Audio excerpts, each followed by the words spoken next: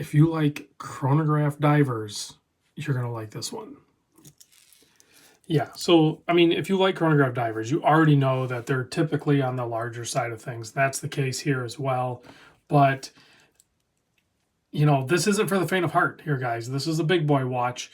And there's a lot of guys out there, a lot of people out there that prefer these larger watches, whether it's just the size of the wrist demands a larger watch, or if it's just their preference in general.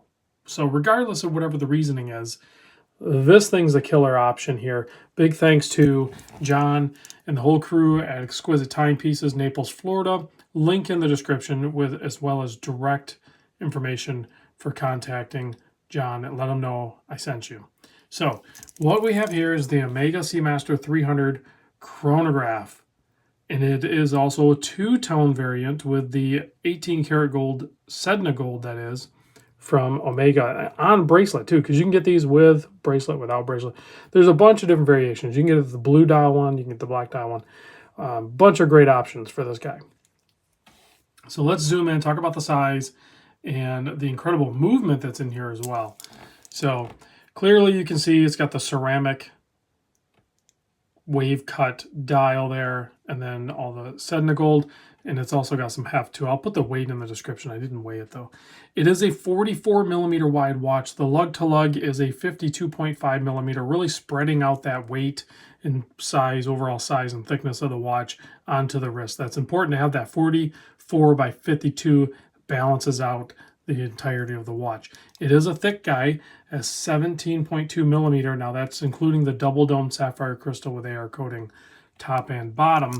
But you got to remember, this is an automatic chronograph with a date. So yeah, it's going to be thick. There's a lot of movement in there, and we're going to take a closer look at that. It's also a column wheel. So lug opening here. I measure this at 21 millimeter. Bracelet has a slight taper to 20, and then you have that great Omega clasp. Just the twin triggers there, right?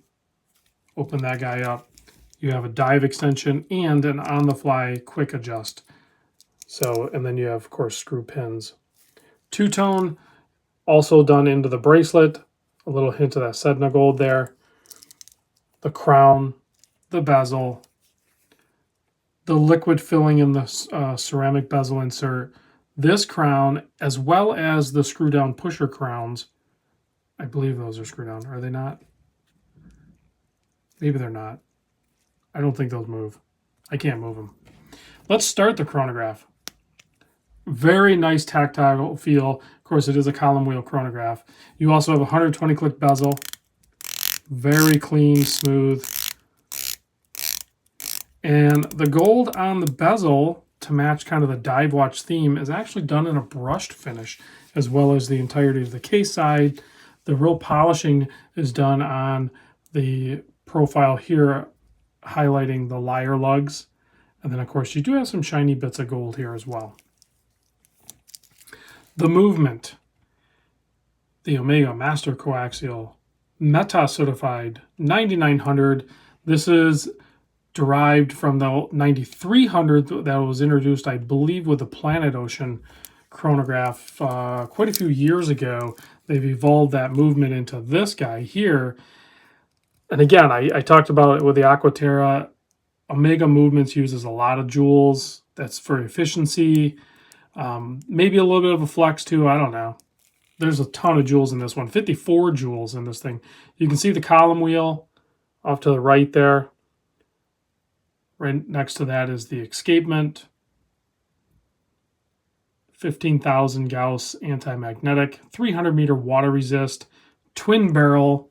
60-hour power reserve. Has all the goods. There's a closer look at the dial. Like I said, that is ceramic as well as the two registers. So you have the register off to the left is your running seconds. Of course, you have the chronograph hand, the hour minute, and then you have the 12-hour counter on your right. So it has a minute hand and an hour hand for counting up to 12 hours.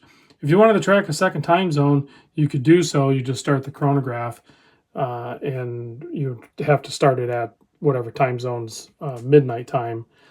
So you could do that. I'm sure people have done that. You have this blacked out pushers there. And then again, very nice tactile feel. Instantly snaps back to reset. Let's pop this on my 7 1/4 inch wrist. Can my 7 1/4 inch wrist support this big boy? 44 by 52.5. I'm thinking yes. I'm thinking, you know, it's definitely getting on the upper side of things that I typically wouldn't gravitate toward a watch this size, but I know that my wrist can easily wear this watch. Like I could, like if my preference was for larger automatic diver chronographs, then yeah, this one, and I would be used to the size and weight. It's got a lot of heft to it for sure. A lot of steel there, and some 18 karat gold, as well as a beast of a movement. So let's blast the UV light, see the lume, kill the studio lights, so we can witness the lume. Excellent lume, bicolor application. Of course, you have the green pip, the green minute hand, and then that nice cool blue on the rest of the markers in the hour hand. Well done, Omega. And again, big thanks to the crew. Exquisite timepieces with a massive Omega inventory, as well as over 60 other brands and a massive pre-owned collection. Definitely check them out. Link in the description.